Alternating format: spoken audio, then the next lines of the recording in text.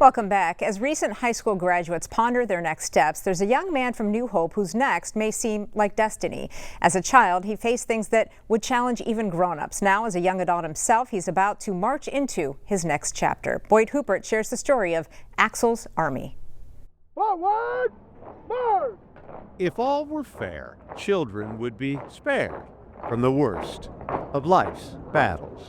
He was 3 years old. He was diagnosed with acute lymphoblastic leukemia. On that day, Axel Zerbis became a warrior. Farm company! I don't even remember who gave him the first pack of toy soldiers, but he just played with them all the time. These soldiers accompanied Axel That was his thing. and parents Justine and Brian And there's a lot of fear. through 3 years of chemotherapy.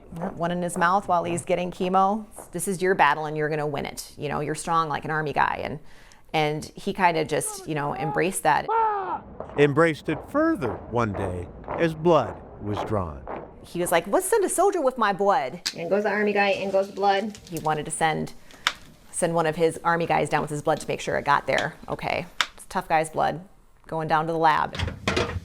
An escort for his blood. Mom, watch! In video. The nurse made a comment, like, they're all down there. They've been collecting them. Axel's platoon, with a note from the lab letting him know his soldiers were working hard on top of their cell counter. That was really touching. That was really sweet.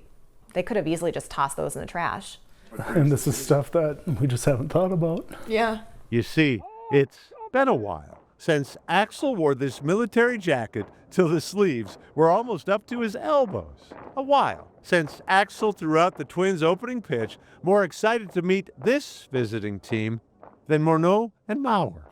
And he was like, Mom, real soldiers. A while since Axel celebrated his last day of chemo with a camo cake before starting 3rd grade with this sign. When I grow up, I want to be. And that year he put soldier. Life went on. Gotta get up and walk the straight and narrow. And now, a decade later, look closely at what's around the neck of the new high school grad. This is my name, Zerbis, and then Axel. The temporary tag one gets when he enlists in the Army. Yep, I'm gonna get the good old buzz. The same haircut both Axel's grandfathers wore, but he thought he couldn't. We never thought that he would be able to serve in the military with his medical history. We just thought he would just be automatically disqualified. But not so fast. Axel's childhood oncologist signed the letter that led to the waiver that allowed Axel to become a soldier. It's been quite a journey, and it's kind of surreal.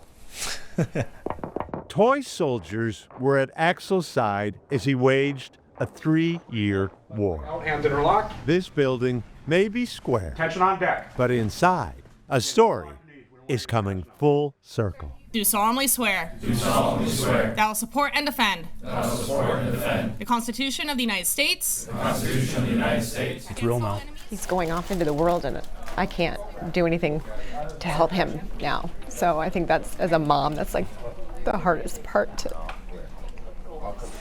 not be able to be there if he needs me, which I've always done his whole life. So. Yet Axel's parents know he's survived worse. Are we done? Yep. Soon enough, he'll be a soldier. Love you, Mom. I love you too. But Axel Zerbis is already battle tested. We're so proud of him. Boyd Huppert, KARE 11 News, Minneapolis. Axel's now at Fort Jackson in South Carolina, where he will complete his basic training. By the way, we're all proud of Axel, too, here at KARE 11. His mother, Justine, has been a KARE 11 News producer. My goodness, I wish I would have watched that before I came out here. She's been a KARE 11 News producer throughout Axel's entire journey. My goodness. All right. A pair of travelers from Massachusetts are being hailed heroes tonight after pulling a driver from the Mississippi River in Winona County. The sheriff's office says Brittany and Dustin were parked near a rest area when they saw a car roll down the embankment into the river. The sheriff's office says Brittany called 911 and Dustin jumped in to pull the driver out, who was having a medical emergency. That driver was taken to the hospital and is expected to survive. The sheriff's office says the car was submerged by the time they got there, so they're thankful that that pair jumped into action. Well, the Lynx getting ready to defend their Commissioner's Cup title against Caitlin Clark and the Indiana Fever tonight. Winner of the WNBA's midseason tournament title brings back home $500,000 split amongst all the players. That total provides a pretty significant motivation for the Lynx. Especially some of our younger players, and the veterans are very aware of the meaning of that. And what's it mean? You want it, whatever the name of the championship, whatever it is, call it whatever kind of cup, whatever it's championship, you want the hardware. And this would be a feather in the cap for this group. Tip off tonight at 7 o'clock. Stick with us. More news and weather coming up after the break.